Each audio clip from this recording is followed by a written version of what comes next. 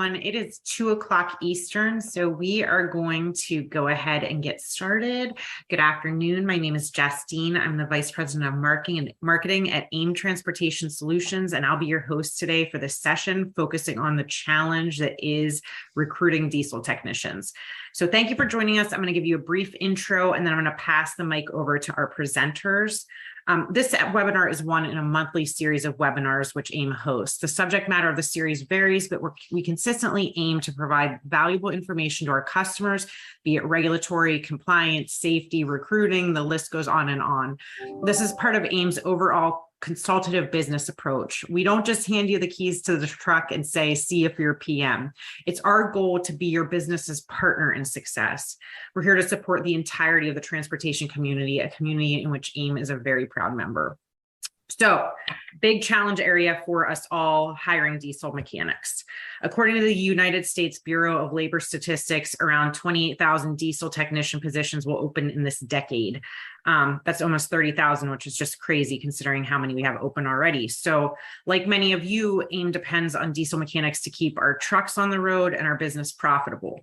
Unlike some of you, we have an in-house recruiting team that works tirelessly to provide us with viable candidates for our ever-growing list of open tech positions. Some of you out there do have an internal recruiting department, some don't. We see it all.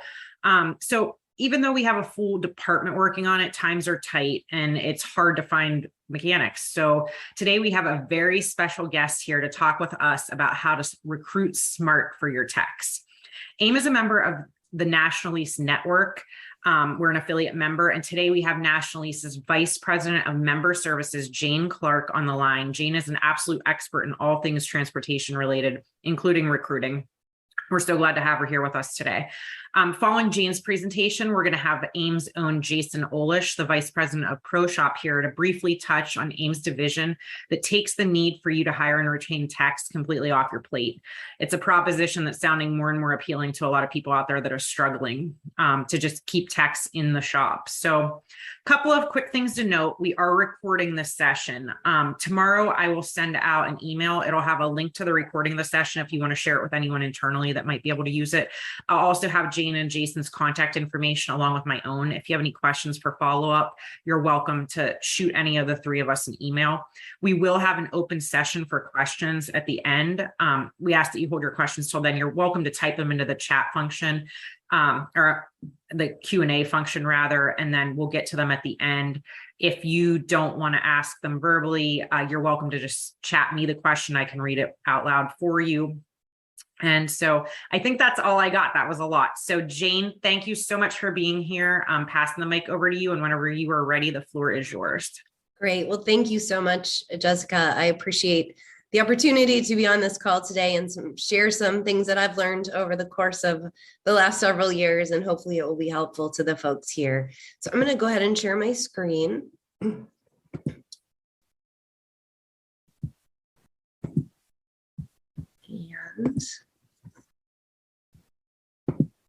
there we go. Is that everybody can see that well, Jessica? It's good. Okay. Looks great. All right, great. So today I want to talk about hiring diesel mechanics, a challenge that everyone obviously has today in today's world. So a little bit more background about me. I came to NationaLease a little over 10 years ago. And my background before that was in staffing and recruiting. And so my job at NationaLease is really to support our member companies like AIM. And one of the first challenges that I uncovered with my background, of course, I was kind of looking at these things, but I found out everyone was having a huge challenge hiring diesel mechanics. So I kind of dove into that challenge because I had some experience doing that kind of thing. And over the past, 10 plus years, what I've seen is that this hasn't gotten any easier. In fact, it may have even gotten harder. And a lot of things have changed in recruiting over the past decade. The proliferation of social media for recruiting, for example, the AI-enabled recruiting tools that are out there. There's so much new technology that's changed over the last 10 years. But what I've also seen is that no matter what kind of technology tools your company may have, unless you have a solid hiring process behind that, it still doesn't get you the results that you're looking for.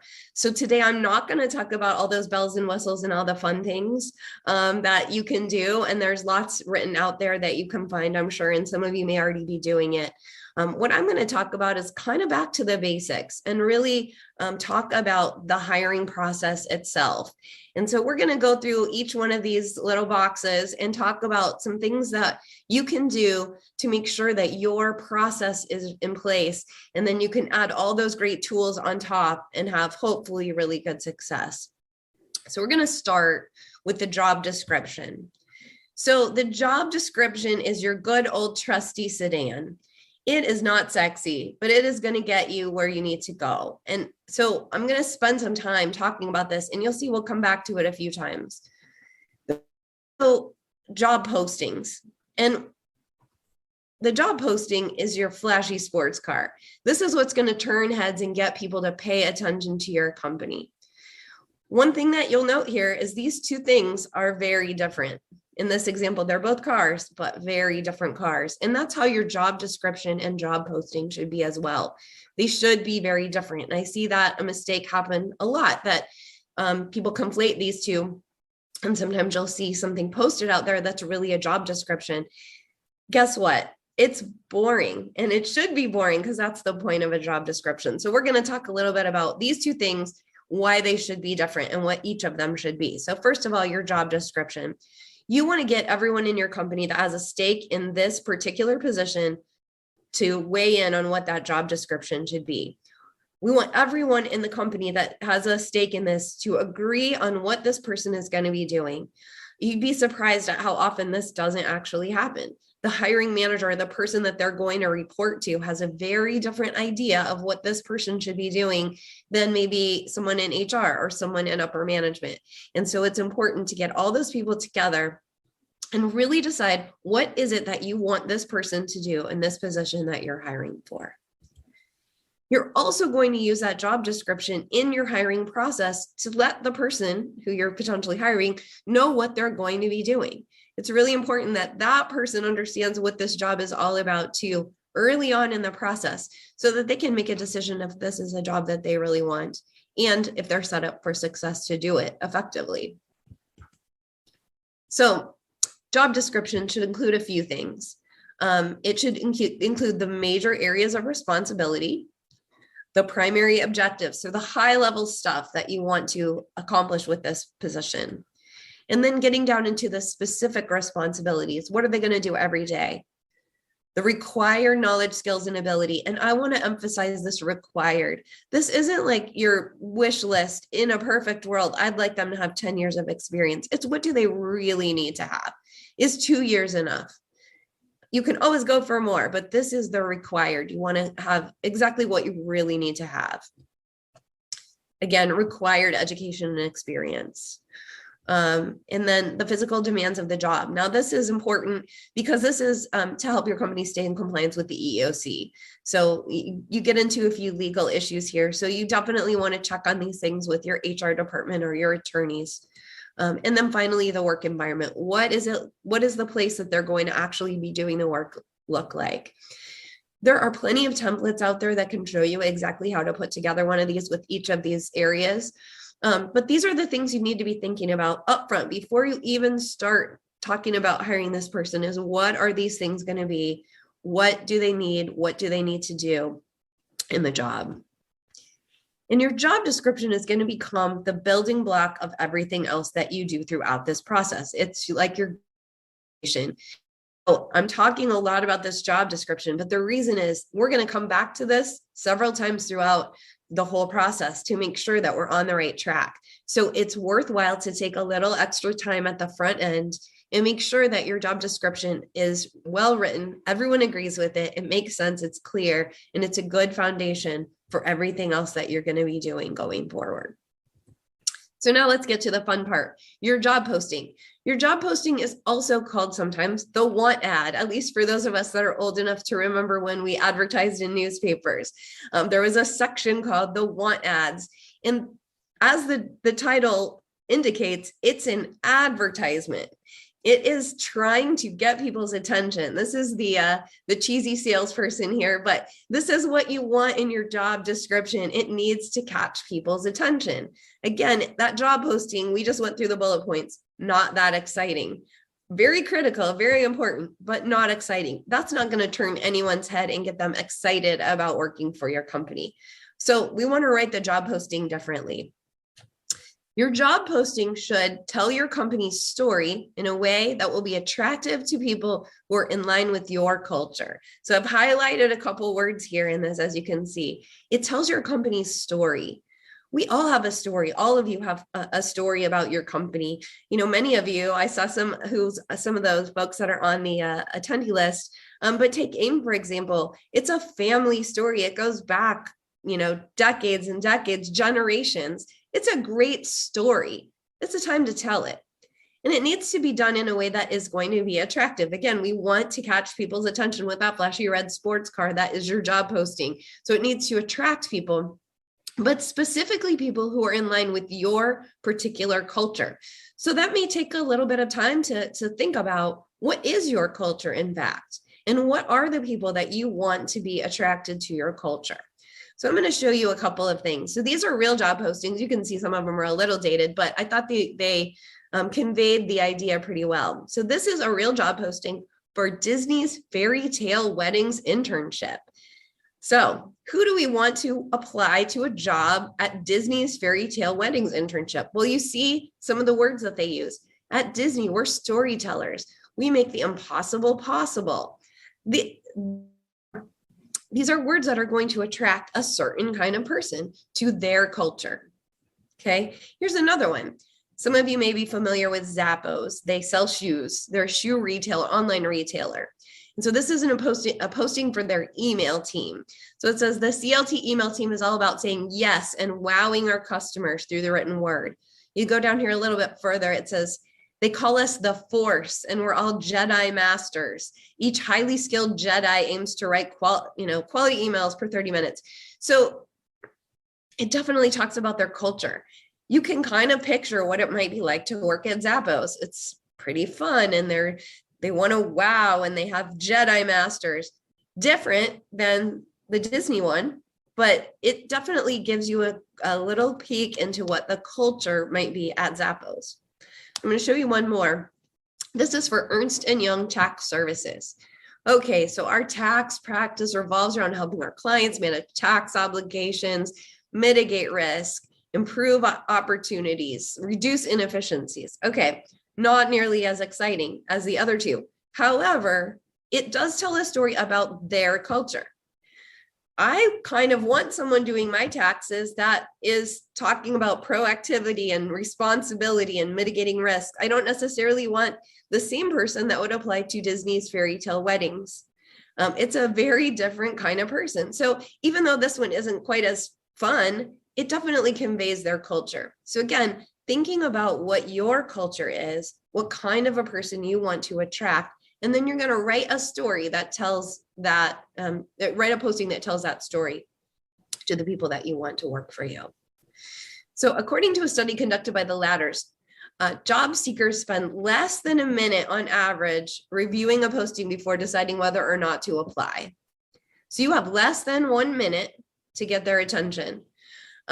If you think about what that boring old job description looked like, and that's what you post on LinkedIn or on Monster or wherever you're posting, pretty much someone's going to move right on within a minute, because that is not going to catch anyone's attention. So you've written your job post, you've written your job description. First of all, from that, you've written a really catchy, good job posting.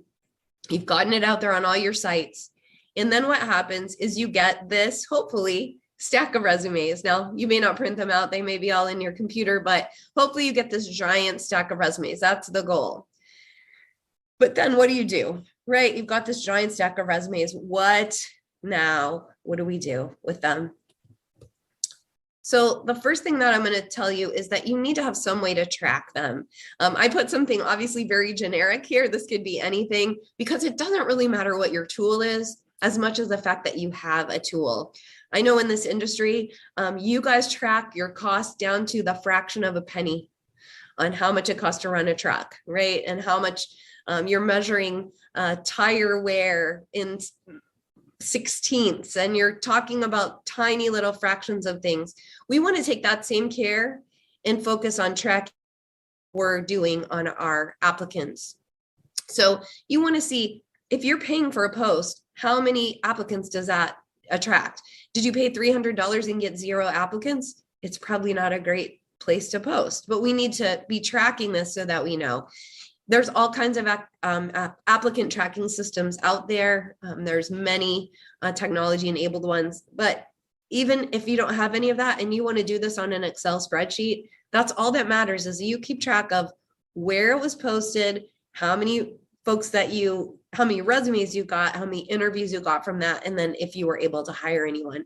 That way you can go back and say, our biggest return on investment is ABC job site, or this social media platform that we were able to do a paid posting on. So just think about, how are you going to track this before we even go any further with the resumes? How are you going to track where they came from and how they turned out as candidates?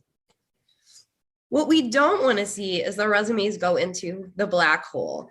And this is a frequent complaint that I've heard many times from folks that are applying for jobs, is that they send in a resume and that's the end of it. They never hear back.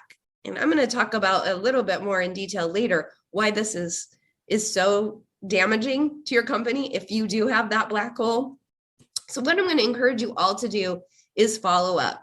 Now, you're probably thinking right now, well, I have this giant stack of resumes that you just showed me. I do not have time. I have so many other things going on. I don't have time to follow up with every single one.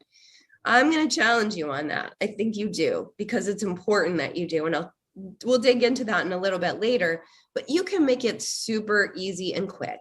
You can build a macro or a template in Outlook that looks just like this. Thank you for your interest. We've identified other candidates, or we've received your resume and we'll be getting back to qualified candidates in the next few days.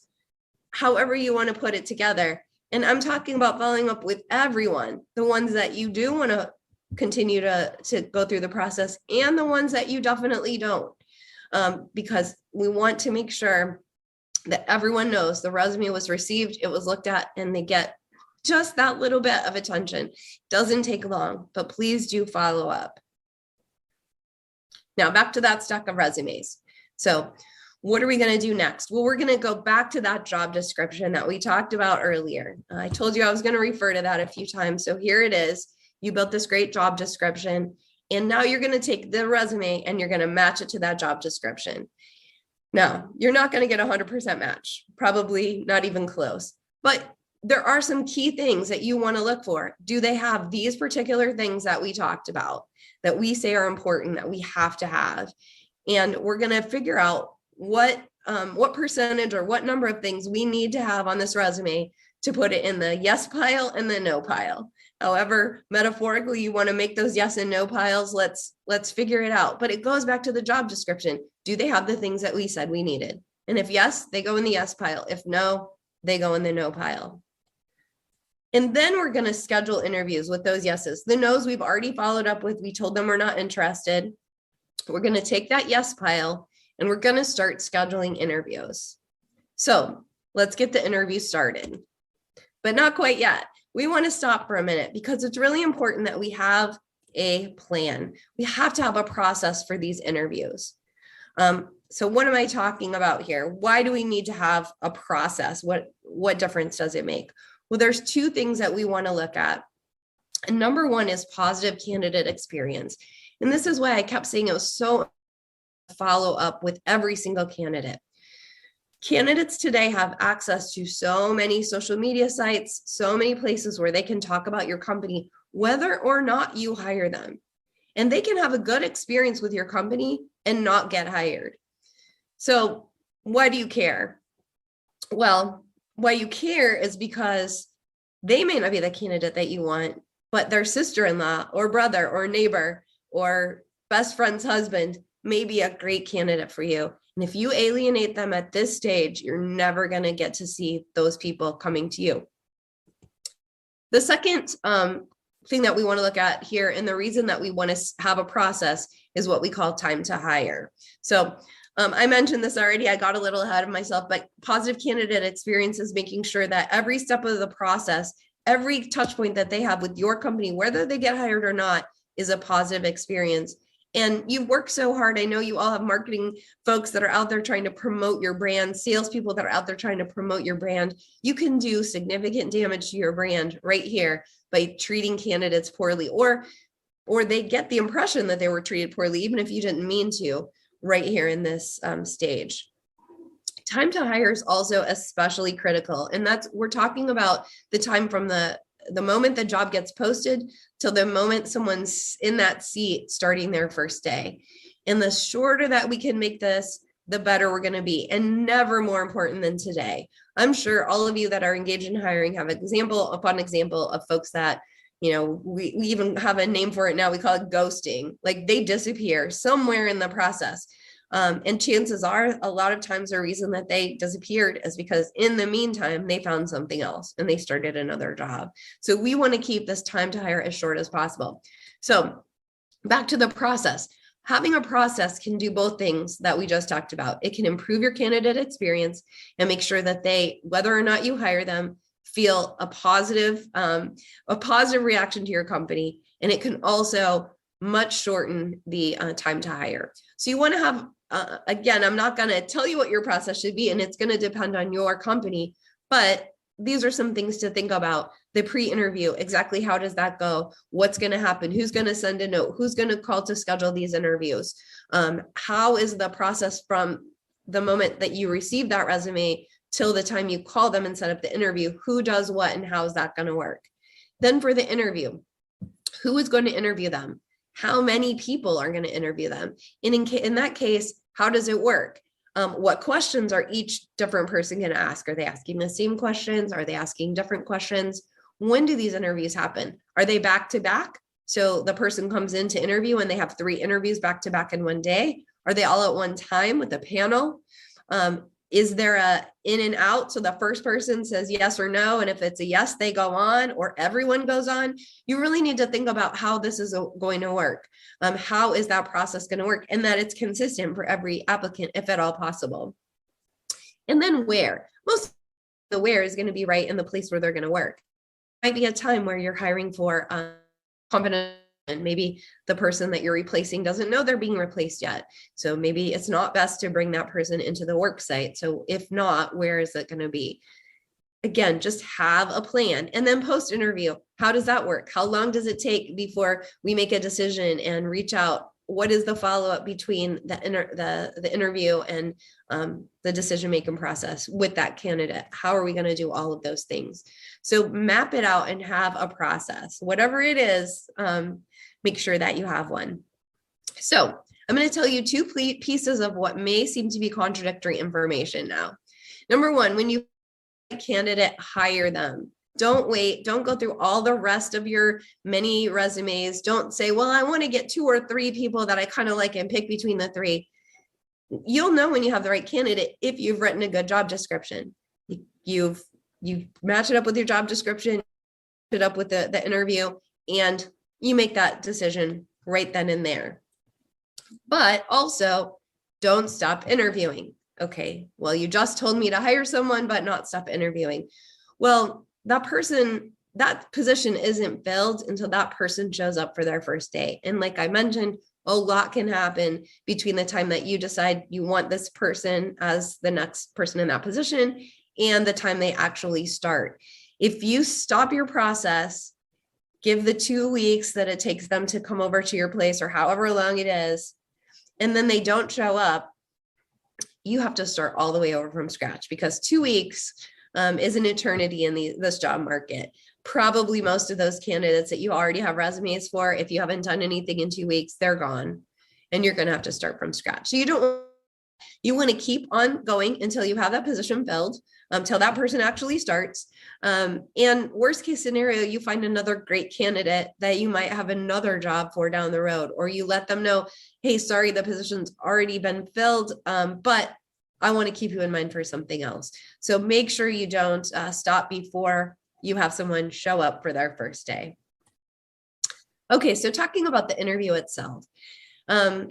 One of the things that has been written about a lot is that past behavior is the best predictor of future performance. And I really do believe this. What someone's done in their previous job is probably very similar to the way that they're going to behave in the future. So you want to take that job description again, and you want to look at what you've said is really important as you're planning to put together interview questions. We want to target in on what are the things that we've said are important to us in this job description. And we want to ask questions to uncover if people are going to be able to do those things. So it's really important that you ask the right questions. And I would say the right kinds of questions are what we call behavioral-based interview questions. So these are questions that typically start out something along the lines of, tell me about a time. So for example, if you know that this person that you're going to hire has to work on tight deadlines, and you ask them, are you good with working on tight deadlines? What do you think they're going to say? They're going to say yes. I would hope so. I would hope there's not anyone out there that would say, nope, I'm terrible with deadlines, right? So they're going to tell you what they think you want to hear. Behavioral-based interview questions make it much more difficult for them to tell you what they think you want to hear, because they're not coming out and telling them what you want to hear. And also research has found that it's very difficult, much more difficult for people to lie when they're coming up with a story, when they're thinking of a story of something that happened in their past. It's much more difficult to make up lies on the spot like that and mislead you. So they're probably going to tell you actually about a time. So you, instead of saying, are you good with deadlines, say, tell me about a time when you had to work on a tight deadline and how were you able to manage that? And then they'll stop and think for a minute and they'll come up with something. And then it's up to you then to figure out if that answer is the answer that you want, right? This makes it a little tougher because you really have to think about what you're looking for.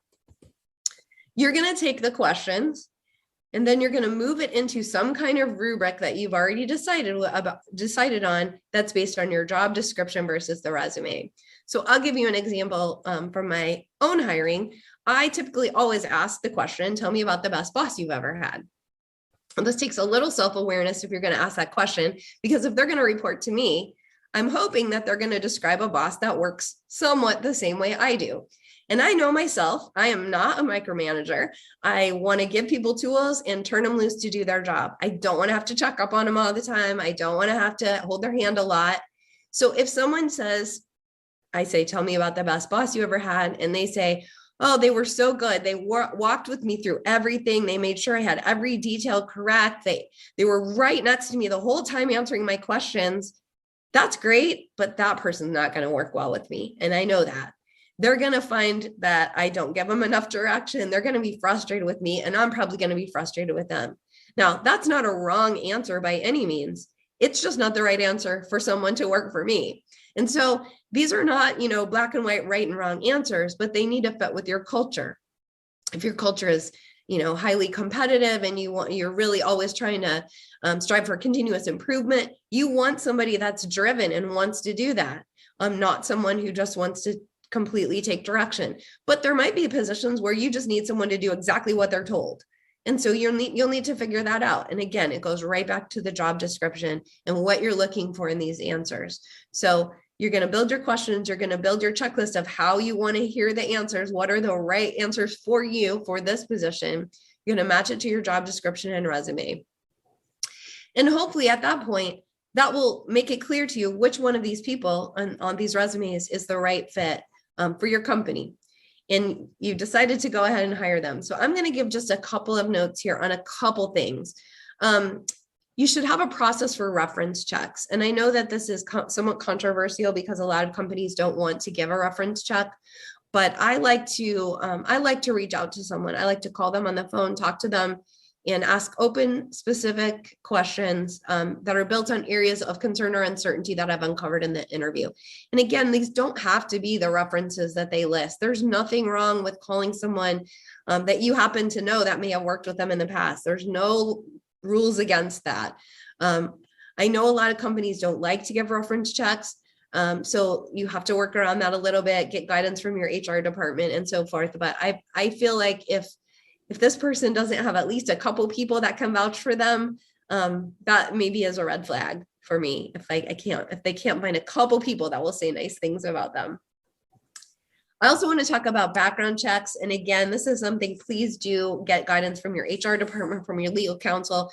There's a lot of pitfalls with background checks. There's a lot of laws that regulate what you can and can't do, can and can't ask, how you have to notify people that you're doing these, and how you have to notify them about the results. But I know in our industry, drug testing, driving records, background checks, even sometimes credit reporting is important. And is regulated in some cases by the DOT. So there are a lot of government agencies that have their fingers in this pot, the Fair Credit Reporting Act and so forth. So I know we have to do them, and we should do them, but just make sure that you're doing them correctly and legally. So check with folks that know these things and make sure that you're doing it right for your state, your city. Sometimes these things are even governed by municipalities and so forth. Okay. So hooray, you've got a candidate. You made it all this way through. You got your job description, your job posting, you did your interviews, you have a candidate. What happens next? Well, on my little chart, if you remember, I called this no man's land. And this is the scariest part to me of the whole interview process. You spent all this time and money finding the right person, and you've been talking to this person a lot. You've been interviewing them, you've been calling them, following up, and then all of a sudden you make them the offer. And what happens? You go completely silent most of the time, right? You're going to wait their 2 weeks and they'll show up 2 weeks from now and start. But what happens to the candidate? Well, this is a great candidate. Of course. They're well respected and well liked and very much valued at the company that they currently work for. So they have to go back and tell their boss and all their coworkers that they're leaving. And now for the next 2 weeks, their boss, their coworkers are all going to be taking them to lunch, talking about the good old days. Oh, how much we're going to miss you. How are we going to get along without you? They may even get a counteroffer. So now you've gone silent and they're getting tons of attention from a place that loves them and wants them to stay. What happens? Well, a lot of times what happens is they take the counteroffer. They change their mind, they get cold feet, and they never show up on that first day. And that is what we do not want to happen. So how can we avoid that? A couple things. One is some kind of intro letter. I put this together. It could be anything, but just it's a touch point. Hey, we're excited about you starting. Here's what you're going to do when you come in the first day. Here's where you park. We're going to take you to lunch. Here's what the dress code is. So now they're starting to think about their future and what it's going to look like at this new place, not just how much they're going to be missed at the old place. If you can get other teammates, their future coworkers to do this as well, and send them an email. Hey, Joe, I heard you're going to be starting. Can't wait to first day, or anything that you can do to fill up that void and make sure they're hearing from you. Maybe not as much, but a lot more than maybe they would have, just so that they're hearing that you're still excited. They're starting to think about what their new life is going to look like and how they're going to fit into their new company. Send them some swag. Everybody loves a sweatshirt or a hat or something. They can start to identify with their new company. Anything that you can do to add touch points.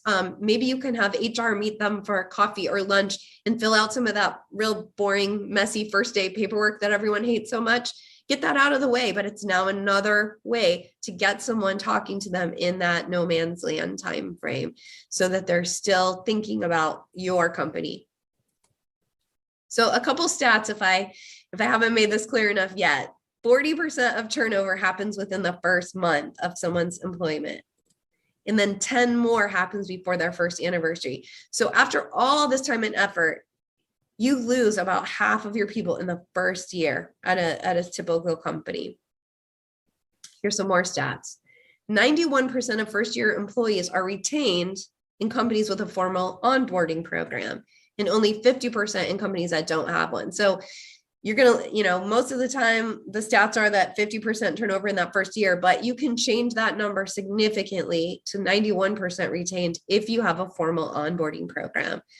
Now, here's another thing that I'll just show you. When you lose an employee in the first year, it costs you 3 times the employee's salary to recruit, hire, and train a replacement. So not only time, but it's significant money that you stand to lose without an onboarding program. So again, there's lots, you can read books about onboarding. There's lots of articles. There's lots of plans out there for you to look at. But basically what you should know is it starts before the first day. You should have a plan. And part of it is all of those things we just mentioned, sending them swag, having maybe HR meet them ahead of time, getting some things out of the way. But it's also not training. I think those get confused sometimes. There's going to be training that you have to do with them to teach them the skills, especially if we're talking about diesel mechanics. You want to train them in how to enter work orders into your system. You want to train them on, here's the way that we approach this. Here's the paperwork that we need to do. Here's the process that happens in our shops. If you're a NationaLease member, here's how you handle reciprocal service. There's a lot of things that you're going to want to train them on. This is not training. This is onboarding. This is bringing them into your company culture. So it's things like understanding the history of our company, understanding the culture, knowing who the different people are, understanding who to go to when you have a problem or when you have a question. If you feel like you don't want to go to your boss, is there someone else you can go to? It's all of those kinds of things that are beyond just the skills training. So basically have a plan for the first day, the first week, the first month, the first year. Obviously you're not going to be working with them every single minute of that first year, but there should be touch points all along the way where there are specific things that they're going to learn and maybe even pulled out of their day-to-day job to do some things. I know some of our members have a video that the owner does a welcome that everyone sees on their first day, just so they start to understand who the people are and who the culture of the company is. So here's what it would look like. You can translate this to your own shop or office, but here's a great example of a first day. Someone comes in, they've got some swag. They've got, someone spelled out their name on their desk. There's a little welcome card. This is what you want people to feel coming into your place of work on the first day, whether it's a shop or an office, that they feel welcome, wanted, and that it starts them on the process of wanting to be a long-term employee. So once again, here's the recap of the hiring process. We started with the job description and made it all the way till the first day. Hopefully that's been helpful. And if you have any questions, I know we're going to get to those at the end. So I will turn it back over to Jess and Jason. Jane, thank you so much. That was some really fantastic information, really practical ways that we can recruit for our techs out there. So thank you so much. So now we're going to switch gears for a moment and talk with Jason Olesh about our ProShop division and why it may be time for you to consider an alternative to hiring your own techs. After Jason's presentation, we'll open up the floor for questions. So Jason, whenever you are ready, the floor is yours. I am ready. And Jane, that was fantastic. You're maybe one of 5 people I've ever met that can talk as much and as fast as I can. So that's quite impressive and excellent presentation. And I learned, I've been doing this for 30 years and I learned quite a bit just in the time that you were speaking. So I am going to shift gears a little bit and provide some data, a little bit of statistics. I'm not much of a statistics guy, but and then wrap this up with my goal would be to give you some of that information and then highlight some of the reasons maybe that you would look at some other alternatives that AIM may be able to provide you to the ever-growing challenge of hiring technicians. So 30-second background on me. I've got over 30 years in the trucking industry. It's the only industry I've ever worked in after I graduated from college, and coming up on 25 of those years with AIM. In various roles. So my current role, as Jess had mentioned, is Vice President of more in the business development side of our ProShop division, which is outsourced maintenance program. So some of the statistics that I pulled for this presentation today are just some of the costs associated with hiring a new employee. Jane definitely touched on some of these, but I read an article from this year that shows the average cost to hire a new employee is around $4,700. Obviously, in our sector, it would be typically higher than that because you do have some of the background, the MVR, drug screen, pre-employment physicals that are typically covered by the employer, and then those ever-present background checks. On average, it takes anywhere from 36 to 42 days to fill an open position currently in the United States. Vacant role at your company can cost you around $100 a day, or plus or minus $4,200 over that time period, in addition to the $4,700 associated with hiring. So it's the cost avoidance of having somebody sitting in the chair versus what it costs you when somebody is not there. So that onboarding and recruiting coupled with the vacancy cost rounds it out to almost $9,000 per employee. And then it also takes on average of 12 weeks for a new hire to become fully productive in their role. It's silly things like, learning where the bathroom is, learning the daily flow on the shop floor of how things work, and where the company tooling is, and all of those items and issues that can go into becoming, clocking in, going to work, going home, and being productive during the day. So annual training costs, and I will tell you that I believe that our costs are higher than this because we really emphasize training, especially on the technician side with AIM. But the average annual training costs are anywhere between $1,200 and $1,500 a year per employee. And then obviously you add in the costs and benefits add up to anywhere from 25 to 40% of the wage. So the bottom line is, it takes nearly 6 months of uninterrupted employment for you to recoup the cost of just filling that one position. Again, another kind of blanket statistic, in 2021, the average wage for a diesel technician was between $18 and $47 per hour across the United States. And I think anybody that's facing openings today, even just 1 year later, would know that that's skewed higher as things tighten up, the economy, just the everything that's going on in the trucking industry and even in the full service leasing industry, that it's very difficult to find the $18 person, and the ones that are asking for into the high 30s and low 40s are definitely out there today. So diesel technician is one of the most competitive jobs in the country, with a ratio of 17-to-1 open positions to active job seekers. And as we all know, that's not going to get any better anytime soon. As the people in the industry age out, it's similar to the truck drivers. The average age of a truck driver keeps skewing older and older, with not a lot of replacement bodies coming into the industry in that role. So to me, it begs the question, if fleet maintenance isn't your core function, is it truly worth spending the time, money, and energy to run your own maintenance operation? And then I'll get into the sales side of what we're here for, from my perspective. And partnering with AIM Transportation Solutions can allow you to focus on your core business while we do the same for you. And what can AIM ProShop do for you? So I pulled a couple slides from our kind of boilerplate presentation. I promise it won't take that long, but what is professional maintenance management services? In this program, AIM would come in and assume the responsibilities and operation of your on-site fleet maintenance shop. You would get the advantage of having us as a trusted fleet maintenance partner on-site, committed and dedicated to your equipment. And it allows you, as I said before, to have a stronger focus on what you do as a core business. And obviously, part of what we look to do is give you a measurable improvement to your bottom line, your fleet maintenance operation, and your peace of mind with your trucks out over the road.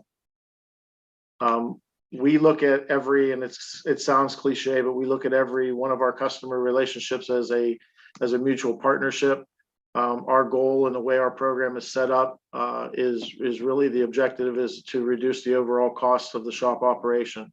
We've got national account pricing, both in-house and through our partnership with NationaLease. Obviously, we bring state-of-the-art training from our corporate trainers. We have full-time staff of corporate trainers that will, the goal there being to improve the capabilities of the technicians, the service manager, and the entire shop operation.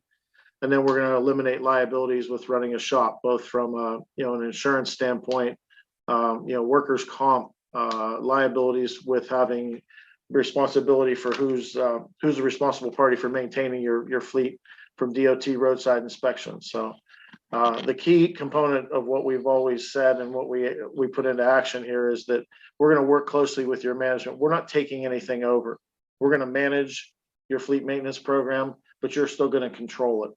We are kind of the little devil on your shoulder that tells you what we feel is the best way to do something, but ultimately you maintain complete control over what gets done and any pricing and costing that goes into that. So, and then just the last kind of slide from the boilerplate, some of the key metrics that we measure in our own shops and in our pro shops is that we want our PM program to be 95% in compliance.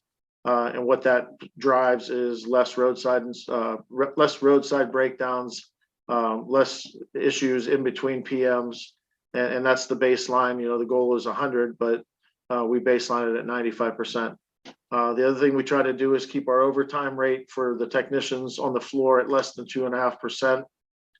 People burn out working 60 or 70 hours a week. You kind of get a less return on if somebody's working 12 hours a day, they're not necessarily giving you 12 hours a day worth of quality work. So, and then out of service vehicles, less than 2% of your total fleet. Driving towards that 95% compliance is also our expectation, and our measurable for our technicians on the floor is that they're involved in direct labor, i.e., on a work order, working on a vehicle, greater than 85% of the total time that they're at the shop at work. So that eliminates some of the standing around time, where we have the capability to actively measure that and provide that to the customer so that they can see basically how the efficiencies are being brought to the table. Again, minimize the repairs between PMs. And then we push, on the safety side and the training side to have monthly toolbox topics training for all technicians to make sure they're working.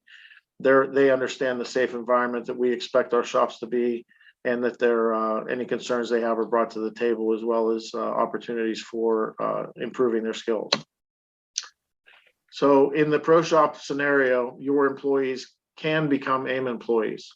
The easiest thing for us to do when we go in is, if you've got 4 technicians and they're all quality people that you want to keep, but you just want to get out of the fleet maintenance side, they would have the opportunity to interview and become employees with AIM.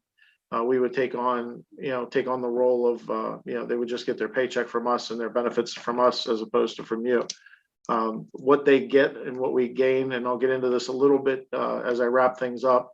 How and why would somebody want to be an AIM employee?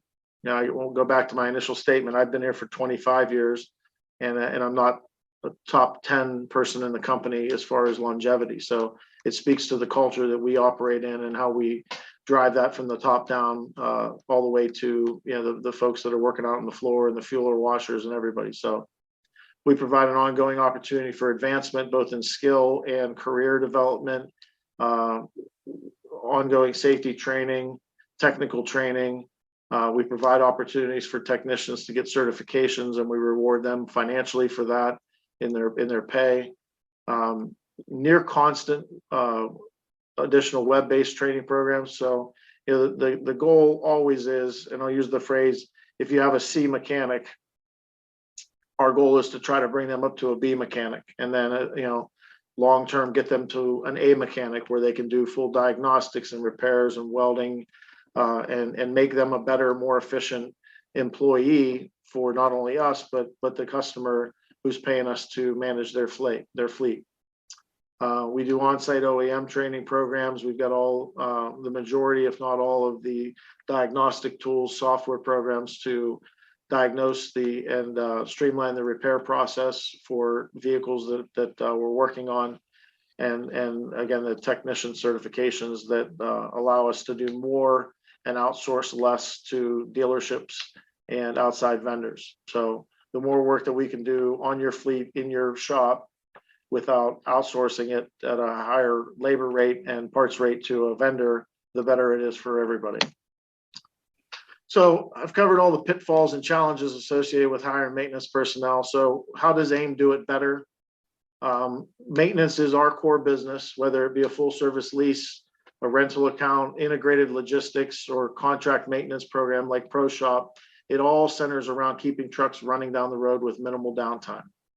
Our recruiting department, which, it's actually kind of ironic. I was in charge of recruiting for about 3 months back in the early 2011, 2012. And there was 3 people in the department at that time. We currently have a staff, I think, of maybe 7 or 8 plus a director level position that manages that. The recruiting department works closely with Jess and her team, and they constantly develop new ways to reach potential candidates for open positions within our company. Of course, we use the traditional sources where, driving traffic to our website, job posting websites like Indeed and LinkedIn. We do the occasional job fairs where it has merit. And then we provide a sizable recruiting bonus to current employees that bring a qualified candidate in who becomes an employee at AIM. So we reward those that tell our story on our behalf. The new thing that I really think is cool, and Jane touched on it a little bit, is with Jess's the marketing department getting heavily involved in the recruiting side, is some of the AI-driven technology that allows you to target job seekers in a specific area and provide visibility to our openings. Everybody knows if you say something out loud, 10 minutes later, there's an ad for it on your phone. So if you're able to capture and utilize that technology to get the word out that, AIM is who AIM is and that we've got opportunities, you can target your approach. And obviously the cost of doing that versus putting an ad in the paper is significantly less. So, and at AIM, we provide an environment that we attract maintenance professionals to our company, and the goal is keeping them with us. Competitive wages. Anytime we go into a new operation for a pro shop, part of the startup process or the proposal process is we would do a local wage comparison to make sure that when we're putting the budget together that we're going to be competitive and successful, that we're not looking to pay technicians $16 an hour in an environment or a local area that the average wage is 36. So, setting ourselves up for success to make sure that we're going to have a stable workforce that wants to come to work every day and do a good job. As I said before, the opportunity for career development and advancement. Our headquarters, our back office maintenance staff that is in the support center for training and management of our maintenance side is loaded with people that started here as apprentice technicians or people that were on the floor as technicians that have developed their career through AIM and advanced into more of a managerial or support role. So ongoing training, as I mentioned, with rewards for improving your job skills. And then, the basis of what makes us successful is that we're, privately owned by the same family in our 4th generation. And what that I've worked, as many of us have, we worked at big companies and worked at small companies. Our culture is that, you're rewarded and you get recognition for when you do a good job. So, that's truly what we wear every day as a company, and you can see it in some of the employee posts that are online with that Jess has put out for people talking about how they like to work at AIM and why you would want to come work at AIM. So that is my spiel, and I promise not to make it too salesy. But obviously, if you're interested in how the AIM Pro Shop may be a benefit to your company, please reach out to me. My contact information is on there. I always say it doesn't cost anything to take a look at it.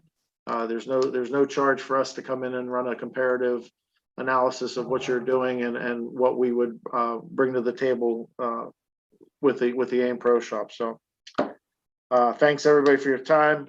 I do want to throw a quick shout out to congratulate Jess Dean on her recent promotion to Vice President of Marketing.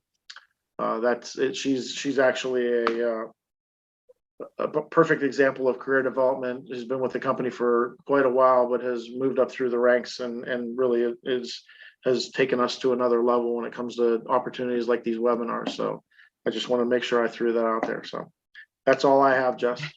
Thank you, Jason. I really appreciate that. And you did an excellent job with your presentation. You had quite a few call outs there that I thought were good ones of things that, some unique value adds AIM has to the recruiting process, where we're kind of, from Susie's team and our recruiting team, we're looking at things through a unique lens in the way we're recruiting for techs. And I think that's where the AIM ProShop model has success is, we are able to keep these mechanic positions filled and keep your trucks out on the road because, we're the experts when it comes to hiring technicians and keeping them staffed internally from our HR department on. So, great job on the presentation and great job to Jane as well. I see we have one question that popped up, and retention / morale.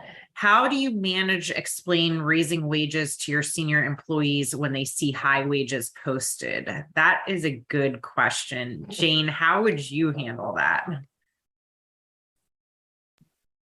Well, I think each company really has to make decisions on that on their own. I just was spending a few days with our CFOs, different member company CFOs, and it's a big challenge as wages increase to attract new people. I think it's important to really take a look at all of your employees and do an analysis and make sure that you're keeping, you don't want to lose good employees that you currently have because they're now being underpaid. So, obviously there's budgets to take into consideration as well, but I think, on a regular basis, a best practice that I heard from some of the CFOs is just on a regular basis, take a look at your overall compensation structure versus what the market is showing at this point. And it's changing quickly right now. And then do the best that you can with the parameters that you have to try to make sure everyone's being paid a fair and competitive wage. That's easier said than done, I realize, but if you can take a look at it on a regular basis, I think that would help. And we're in a unique situation, AIM is, because we've got so many operations, both brick and mortar full service lease locations across the country and these pro shops where and they move and they grow and people are looking at that. But part of what I always do and what I did when I was running an operation for us was when that happened, when you're looking for a specific person with a specific set of skills, going back, calling back to Jane's job description, is when somebody approaches you and said, hey, you're advertising this job at $30 an hour, I only make 22, be prepared to sometimes play, I don't want to say play hardball, but question the employee, have you done all the things that are open to you here to improve yourself? Because, did you get your CDL? Because that's 50 cents an hour, or $1 an hour more. Have you gotten all your ASE certifications? Because that adds to your base wage. And be honest with them to say, the position that we're hiring and what we're advertising for isn't the same role that you have. There's a difference between being an A mechanic that can do full diagnostics on a tractor and somebody that is a tire guy or a trailer mechanic that has a limited skill set. So rather than just, I'm not an advocate. I'm an advocate of paying people what they're worth, but to just arbitrarily go in and raise everybody's wage because it's hard to find somebody new isn't necessarily the best approach either from a company standpoint. So there's no right answer to that, by the way, because you're damned if you do and damned if you don't when it comes to things like that. Yes, very much so. I think. Okay. And so that was the only question we had. Great presentation from Jason and great presentation from Jane. My big takeaway from Jane's presentation is pay attention to the details because the people applying for your job certainly are. So I really think Jane's hitting the nail on the head there, that consistency, and you're setting the tone for your company's voice for that employee and the entirety of their career. So I think there was a lot to be learned there. Jason, I thought you brought up a lot of great features of the ProShop model, and I could get into that too, but I won't since we're right at the end here. But I hope if anybody has any interest in that, they would reach out to us and keep it in your back pocket. If things get sticky for you, it's too tough and it's time to look at a change, we'd love to talk to you about what that looks like for you. Big thank you to both our presenters and for everybody out there who took the time to join us this afternoon. I hope everyone has a great rest of your afternoon this Tuesday. Hopefully it's not as cold everywhere else as it is in Ohio, because this stinks. So great afternoon, everyone, and talk to you all soon. I hope you join another webinar in the future. Thanks. Bye-bye. Thanks, everyone. Thanks, everyone. Bye.